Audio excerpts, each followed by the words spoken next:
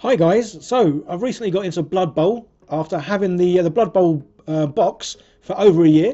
And you've seen one of my recent videos, I've just started making the Blood Bowl pitch. As you can see, if you've already played the game, this is the 7's pitch.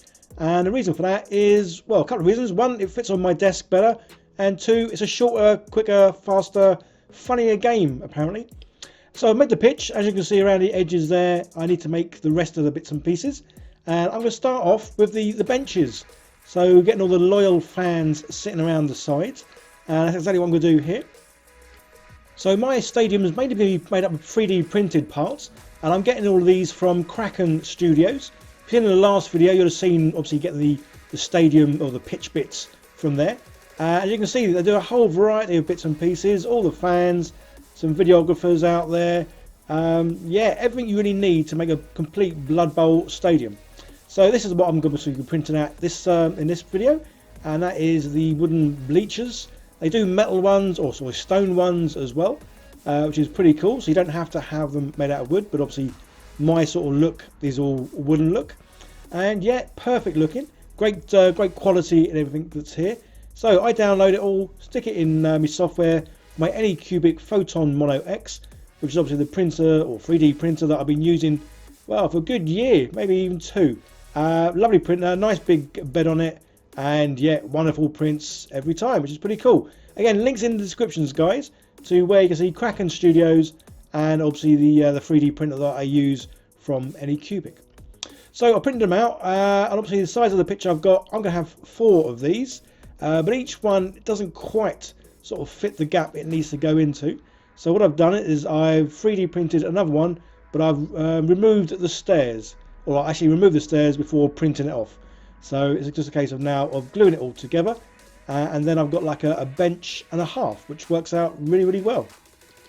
I have also just found a local games sort of shop to me, literally about half an hour away, and they do Blood Bowl nights. Yeah, sort of taster nights, so you can go along and they'll help newbies like me, because I've actually played the game yet. I've literally had the rules for a good year or so. But yeah, that was back when I didn't like painting miniatures, which is why obviously I never got any further with it.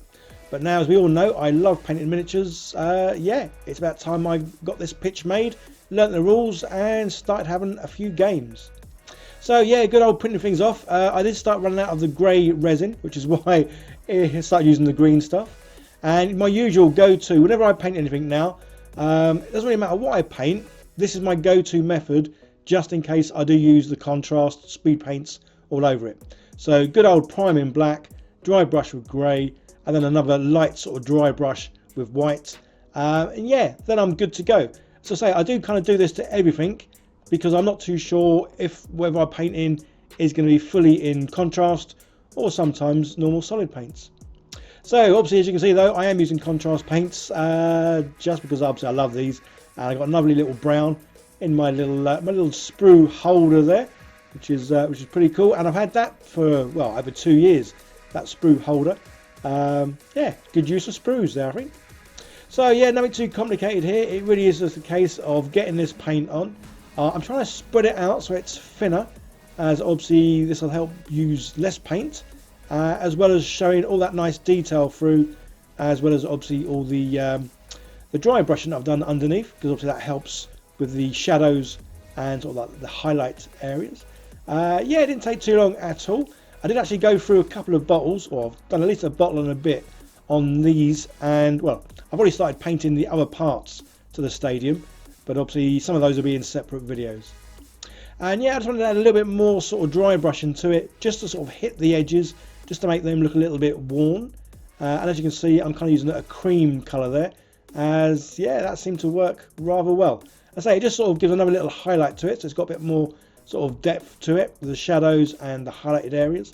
And yeah, really pleased how it looks. So nice and simple, nice and quick, and that's kind of how I like sort of my painting style. I say I do enjoy the painting, but I'm not one to sort of spend 3-4 hours on a single piece. So yeah, this is nice and quick and easy, and yeah, results that I absolutely love. As always, there are a few bits that I don't actually use speed paints or contrast paints on. So using obviously the cream colour there for the rope, and good old silver for obviously, well, the silver bits. although I am hoping to get hold of the Army Painter sort of new range of speed paints very soon, as they do obviously now do metallic paints, which is, well, it's just going to be awesome having the metallic paints. So I will literally then hopefully be only using sort of speed paints, which would be pretty cool rather than just using the normal ones. And then obviously this has got my wash in. What I've basically done is I've taken a few washes because I was kind of running low, put them in the one bottle here, and then given it a good old mix up, just rather than using different washes and getting different results. Yeah, I think there's like 3 bottles of different washes in here, and good old good old shake up, mix up. But primarily it is kind of like a sort of a brownish wash, which I kind of like, obviously putting on my rope and my little nails there. And yeah, that was kind of it. So say 4 of these done, nice and quick. Very happy with the results. And then it's on to getting this, well, on the board. So say when I made the pitch in the last video, or well, the first video of making this, yeah, I included all the outer sort of edge bits that's going to obviously take all the benches, the scoreboards, everything else. Just going to make it simpler doing that all at the same time. And now I'm going to do obviously each sort of component kind of separately. And yeah, say these tiles, I must admit, they are so nice, so detailed. Went together really well. Say obviously you've seen my first video, you'll see that I actually reduced the size of the tile down because I knew I was going to glue it down to a board. But the actual parts come very modular with little connectors, so you can make these, well, however you like, and you can obviously unpack them or put them away at the end of a game, which is pretty cool. Whereas in my case, obviously I'm gluing everything together, and I need to try and find somewhere to store this. As you might all appreciate, I live in a small 1-bedroom or 2-bedroom flat. I work at a small desk, so unfortunately I don't have a big studio, I don't have lots of room, and that is the other reason why I'm going for a Blood Bowl's 7's pitch, just because it is that little bit sort of smaller on the width and the length, and yeah, it fits in a whole lot better. So using sort of the grass that I used on the main pitch, I've mixed 2 together to get a darker and lighter green. That worked out really well. So for gluing the things down, normally I use super glue, but in this case I want to go for something a bit stronger. So I'm using some epoxy resin adhesive glue. It takes obviously longer to sort of dry, although this one's a rapid one, so supposedly only about 5 minutes. But yeah, when this stuff does dry, it's yeah, it's a much stronger bond, and obviously better off than the glue. As I say, obviously I want to be able to move this thing around. I want everything to sort of stay on it in its place. So yeah, using this for the first time. And yeah, just a case of obviously dabbing it all over the bottom in all the areas where it needs to go. So when I put the grass on, there are sort of grooves that this all sort of fits into. And yeah, it was all done, slotted into place really nicely. And obviously the next thing I need, I've got the benches, but now I need the people. And again, I got these from Kraken Studios. And again, this I keep saying again, this is why I love the Anycubic Photon Mono X. The size of the build plate, you really can get a lot of miniatures on.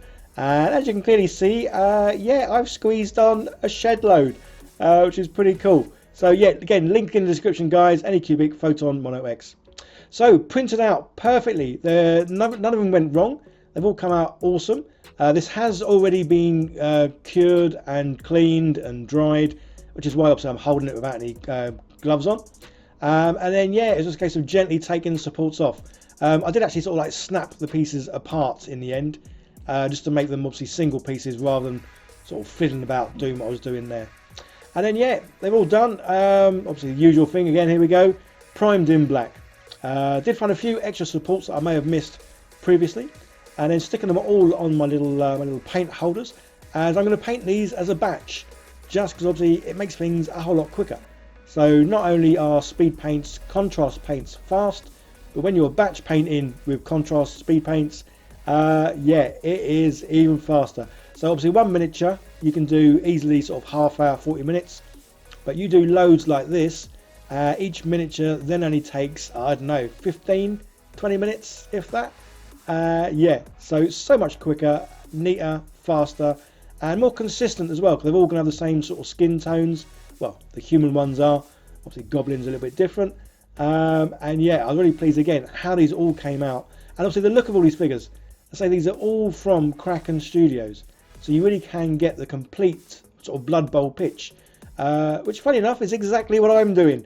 Everything I'm printing off is from Kraken Studios.